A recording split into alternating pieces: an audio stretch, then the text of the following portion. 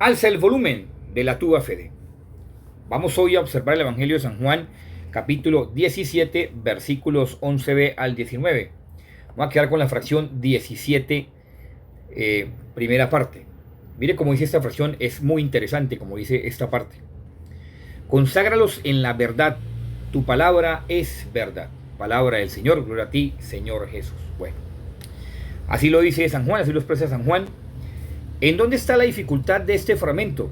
En la primera parte, en cuanto a conságralos, y debido también pues a la traducción del arameo, porque esto es escrito directamente en arameo, que lo pasan al griego, y tienen pues diferentes acercamientos en diferentes comunidades juánicas, que parten precisamente de la escuela juánica en cuanto a sus enseñanzas con respecto a Jesucristo el Señor. Y que estas mismas enseñanzas, lo único que simplemente hacen o hacían en ese entonces, era fortalecer la fe de los creyentes. Pero vuelvo y digo, ¿cuál es la dificultad que también tenemos hoy en día? La traducción de los textos. Sobre todo porque San Juan lo escucha, la palabra que vamos a escuchar más adelante, es porque San Juan la ha escuchado de labios de nuestro Señor Jesucristo, y porque no quiere perder la relevancia con que Cristo la entonó, la usó, la dijo, pues la copia tal cual la afirmó nuestro Señor Jesús. De forma que para poder llegar al filtro de lo que queremos llegar el día de hoy, es importante no alterar el sentido del texto y en especial enfocarnos en una cuestión importante, que es la acción de la dogmática en cuanto a el devenir de la ciencia teológica.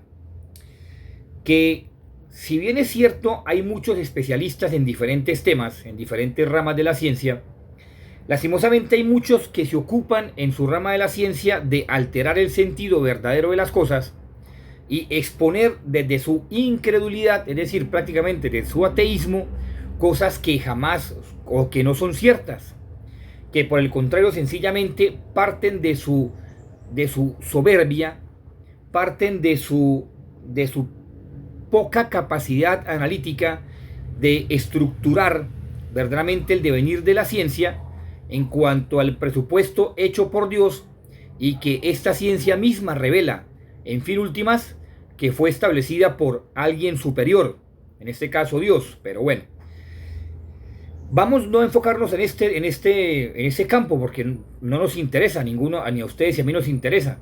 Nos interesa es más bien centrarnos en lo que es la ciencia de la fe, la ciencia teológica, y con respecto a la dogmática. Que la dogmática, pues al ser la ciencia de la teología, parte de dos principios, de in principia y de in conclusiones, que es la razón de ser,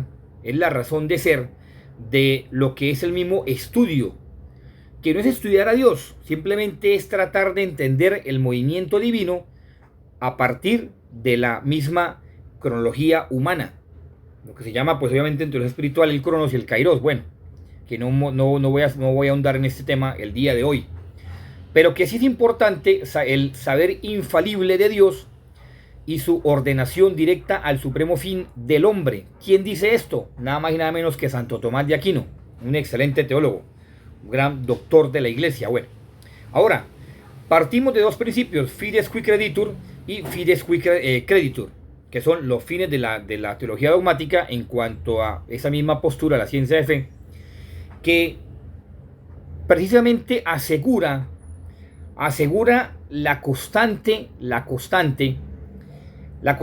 acción de Dios sobre la humanidad en beneficio del hombre. Que ya el hombre se quiera perjudicar es otra cosa. Y por eso entonces existen los dogmas de fe, que son varios, obviamente dentro del estudio de la dogmática son varias ramas dentro de la misma dogmática, en cuanto a que se habla de la famosa doctrina credendorum y la famosa doctrina facendorum. Bueno, son cosas dogmáticas, bueno, pero que no voy a entrar en el día de hoy a explicarlas, sino que sencillamente pues lo que se llama la famosa explícite o implícite. Bueno, ¿a qué voy con esto? Voy a que es importante entonces no prescindir de esos conceptos que la misma teología ha trabajado y que en especial han salido de la misma tradición oral. Mire lo que le estoy diciendo, han salido de la tradición oral, que antes de la escritura estaba la tradición oral y que se transmitía por viva voz de los discípulos, de los apóstoles, el sentir de Cristo y lo que Cristo había revelado como una verdad de fe infalible, es decir, incambiable, que no, usted no puede llegar a decir, sí fue así y después no fue así. Lastimosamente hoy en día, por diferentes corrientes modernistas que también su santidad Pío XII denunció, lo mismo que su santidad León XIII y diferentes pontífices han denunciado el modernismo dentro de la Iglesia Católica, que también parte del protestantismo. Pues ellos son los que quieren acabar con el dogma de fe. ¿Por qué? Porque supuestamente hablan de una evolución del dogma de fe, y la evolución del dogma de fe no existe. Que ellos supuestamente quieren que la evolución del dogma de fe sea de acuerdo a la corriente filosófica del momento, y eso no puede ser posible. Bueno, ya teniendo esto en claro, entonces son cosas inamovibles de nuestra fe, que ellos pues estos modernistas, en beneficio de supuestamente de sus creencias y de sus posturas teológicas, pues quieren hoy refutar el infierno como sitio de castigo eterno, supuestamente por vender una teología malsana. Es así, una teología malsana, porque si usted no habla con claridad del infierno, mucha gente se condena, y mucha gente no está en la lucha continua de lo que es ganarse la salvación. Entonces, ¿Cristo para qué vino entonces? ¿Vino simplemente a jugar dados o qué?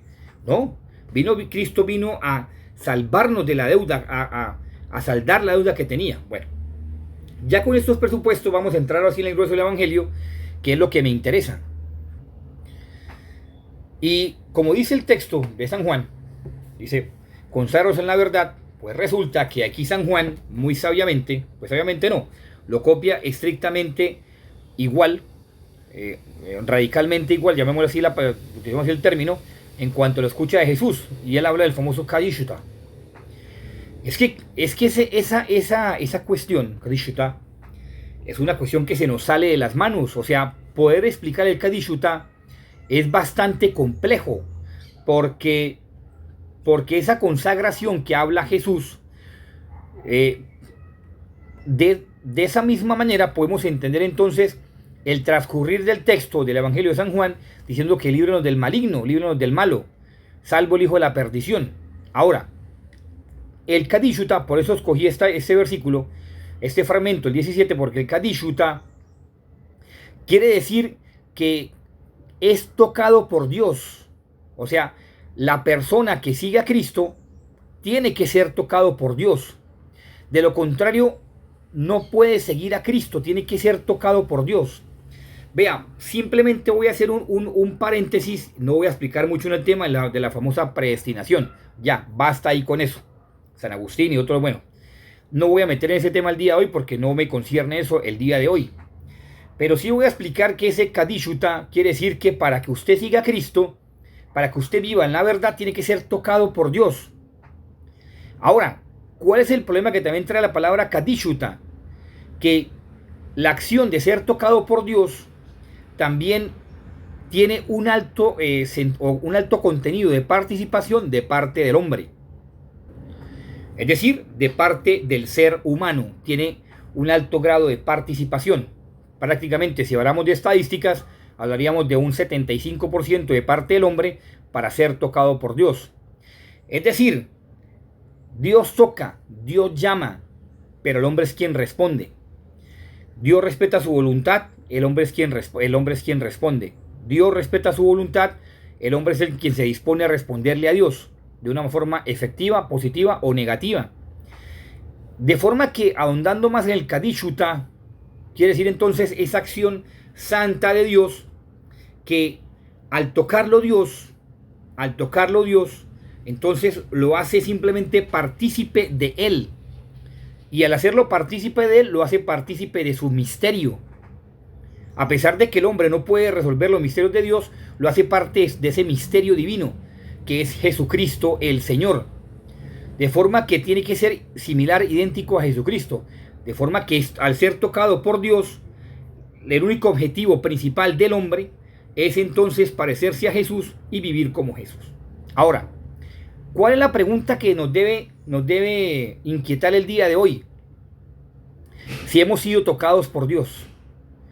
Si hemos sido, ¿verdad?, tocados, llamados por Dios, en donde estamos viviendo, lo que estamos haciendo, en donde nos estamos desenvolviendo como seres humanos, hemos sido tocados por Dios.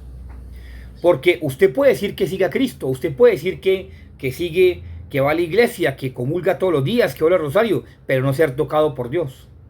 Y esa experiencia, lastimosamente tengo que decirlo, no parte de esa experiencia como dicen los hermanos de la renovación carismática, no.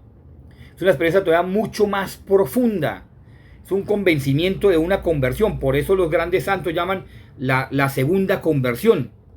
La segunda conversión, que quiere decir que Dios llama una primera vez, lo toca, lo llama al camino, y ya cuando usted esté dispuesto a dar el siguiente paso, ya usted está dispuesto a renunciar a lo que es usted. Entonces, si usted está dispuesto a renunciar a lo que es usted, Dios lo ha tocado. Muy bien. Pidámosle entonces a la Virgencita María que nos cubra con su manto maternal de amor, que nos lleve dentro de su inmaculado corazón y nos permita entonces responderle a Dios como Él se lo merece. Que nos dispongamos a que Él nos toque con su gracia y que al tocarnos con su gracia podamos entonces vivir como Jesús vivió. Que San José nos libre de la acción del maligno, nos libre de la acción de Satanás, y nuestro ángel de la guarda nos siga iluminando con sus mociones para que respondamos entonces haciendo siempre la voluntad de Dios. Feliz día para cada uno de ustedes. Les deseo lo mejor, que estén muy bien.